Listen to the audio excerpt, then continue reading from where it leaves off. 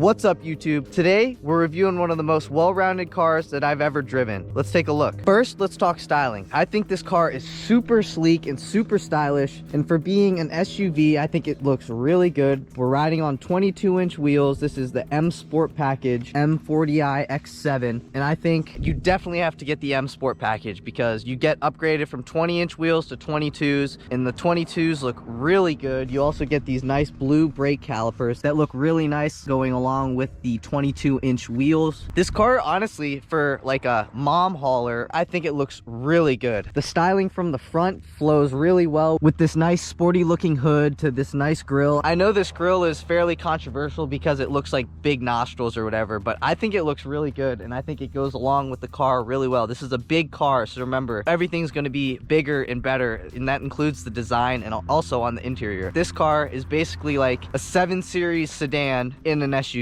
which when we take a look inside, you'll see what I'm talking about. But this car is beautiful from the outside to the inside. Everything is super premium, and just all the touches that BMW did with this car are just next level. If you're looking into buying a Range Rover or a Mercedes, I would definitely take a look at this. I think this definitely looks better than the GLS, in my opinion. I think it just looks sportier, and I think it just looks better overall. I haven't been inside of a GLS, so I can't speak to what that's like on the inside, but I think that this looks really nice on the inside. I drove a 2018 Range Rover, and that interior is nice, but I do think that this interior is definitely nicer, and they're about the same price. The Range Rover that I drove was about $95,000, $100,000. The sticker price on this car is $87,000, so they're pretty much in the same ballpark. Yeah, I mean, in the Range Rover, you definitely do get that nice supercharged V8 noise that you do not get in this car. But you can get the M50i. This is the M40i, so it's not the V8, but it's still pretty quick. It gets up and goes like it needs to. It's definitely not slow by any means, and the acceleration is just super silky smooth. You don't even feel the shifts, and it's actually faster than it really feels. It feels like you're not going that fast, but you're really accelerating at a fairly quick rate of speed. But yeah, it doesn't feel like that. It's probably one of the smoothest accelerating cars that I've been in and driven to date. So let's take a look. With the M Sport package, you get a nice, more sporty looking grille. It looks a lot better than the regular X7, definitely, and I know that's my opinion, but I'm sure many of you looking into this car also agree that it looks way better with the M Sport package as opposed to just the regular X7. And with the M Sport package, you also get these nice 22-inch wheels, which look really good, and they look really nice rolling down the road. And I think the black paint along with the M Sport package and these nice 22-inch wheels come together super well just to make it look really nice when it's driving down the road. Just like the X5, you have a 2-piece rear hatch, and I'll show you that right here. First, you pop that button and it opens the top part. Then you push this button and it opens this bottom piece right here, this bottom tailgate right here. To open up the third row of seats, you just pull these 2 buttons right here,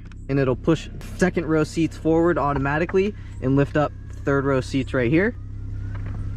Third row seats are heated, which is awesome, and you also have your own climate control for the third row seats right there. To close the tailgate, you push this button right here and it'll raise up, and to close the top part, you just push this button right up here and it'll close. Moving into the second row of seats, first thing you notice is that there's plenty of leg room, but also your second row of seats is power adjustable. How awesome is that? So right here on the side, I can recline or move it forward, and I can slide the seat forward and backward by the pull of this switch. I have plenty of leg room sitting behind myself. I'm 5'9", and I have tons and tons of leg room, as well as tons and tons of headroom. So if you're my height, or if you're 6 foot, you're 6'2", you don't have to worry about leg room or headroom. That's something that's not gonna be an issue. One feature that I thought was really cool is right here. You have your own push button sunshade by the push of this button. So that'll come up right there. But let's say the sun's coming in from that side and you're sitting on this side and it's bothering you, you can push this button right here and it'll bring up the sunshade on that side as well. That's a really cool feature. Another thing that you can do is you can open up the panoramic roof shade right here by the push of this button, and that opens. And then the car feels a lot more open and airy and feels like there's a lot more space than there is, even though there's definitely a lot of space even with that sunshade closed. And even another feature that you can do, there's a third moonroof in the back that you can retract the shade by pushing this button right here.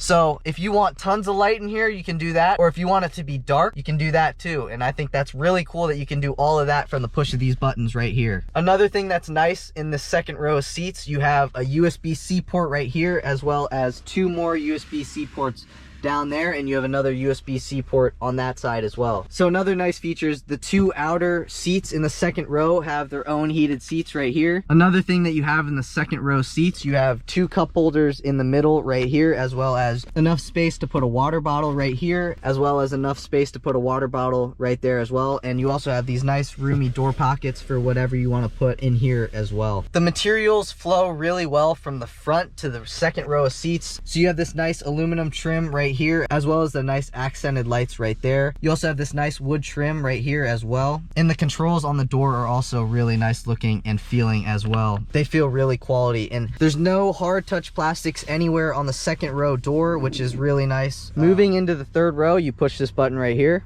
and the seat will come forward. So you have plenty of room to get into the third row of seats. Third row seats are actually very comfortable, more than I thought they would be. And like I said, you have your heated seats even back here as well, which is awesome for those cold winter days. And you can control your fan speed right here, your temperature right here, and where you want the air to come from. You have your access to your USB-C ports right here on both sides. You also have a cup holder right here for a small water bottle or something like that. The cup holder is really not all that big, but all you're really gonna have probably back here is a small cup of water or a water bottle or something of that sort. But these seats in the third row are actually pretty comfortable. Now I wouldn't be as comfortable as I would be in the second row or as a passenger or a driver in this car, but for being a third row seat, it's actually fairly comfortable. Moving into the driver's seat, first thing you notice is the nice materials that BMW used. You got this nice beautiful wood right here, as well as that aluminum piece with the ambient lighting inside of it. The window switches are really nice feeling. They have a good non-cheap feeling to them. This digital dash is also really nice. That's obviously where most of the manufacturers are moving, is to a digital dash. Coming in,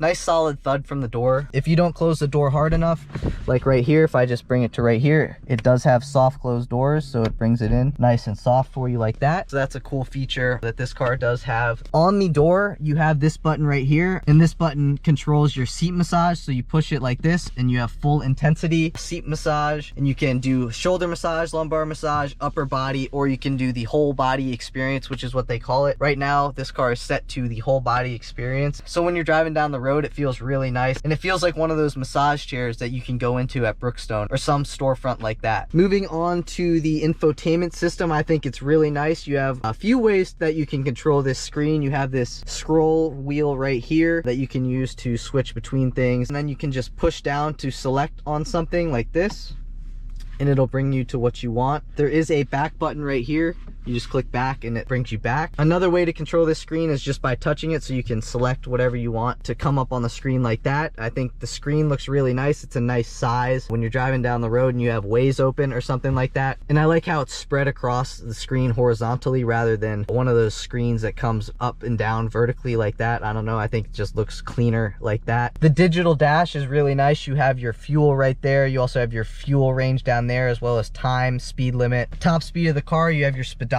right there, obviously, and when you're driving, it tells you how much power that the car is using of 100, 0 being no power, 100 being 100% of what the engine can put out. You obviously have your coolant temperature right there, as well as your outside temperature right there. And if you click any of these buttons to switch what driving mode you're in, it changes the dash layout. So let's go into sport mode, and obviously it changed to more of an RPM focused dash, as well as a speed focused dash, rather than what percent of the motor that you are using. This car does have a 48-volt mild hybrid system to go along with that 3-liter inline 6.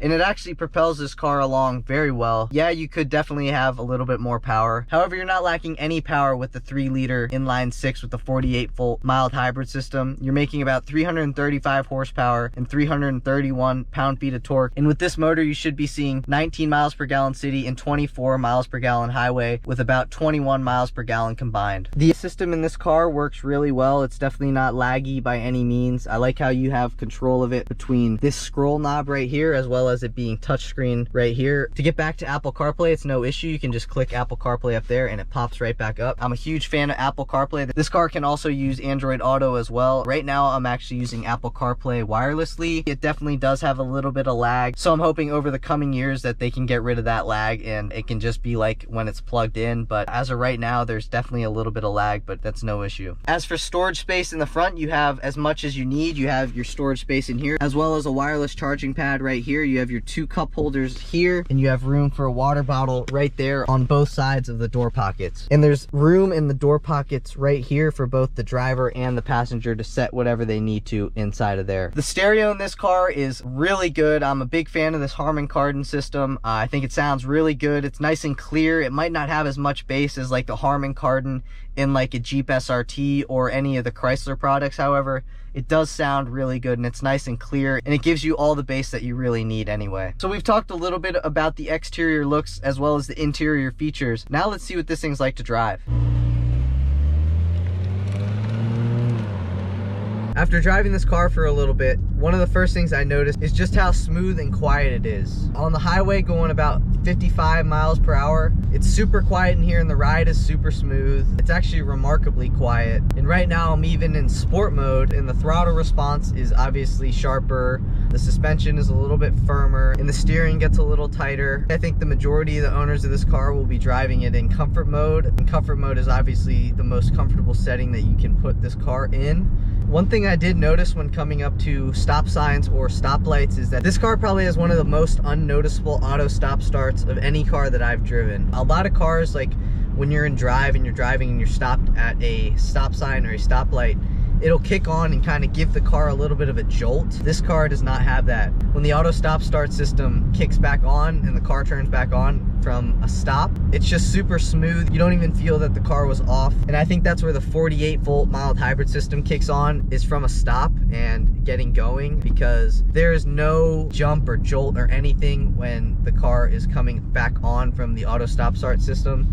And like I said, it's definitely one of the smoothest ones that I've been in. Brake bite is really good. It brings this 5,500 pound SUV to a stop, no problem. Definitely impressed with these brakes. So let's talk about performance.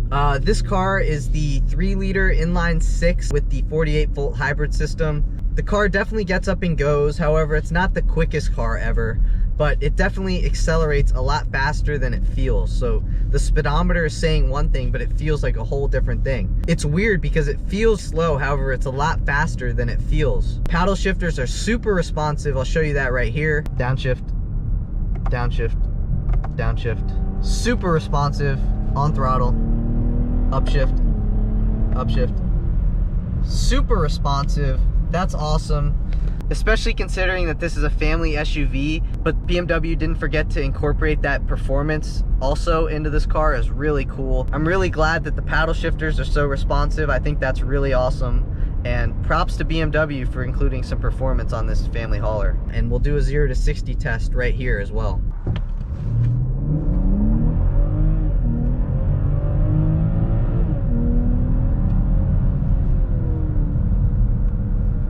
Alright, well that's it for today's video. If you like what you saw, please give this video a thumbs up and please subscribe. I'm trying to hit 1,000 subscribers by June of 2021, and the only way to make that possible is by you guys subscribing. So please give this video a thumbs up, subscribe.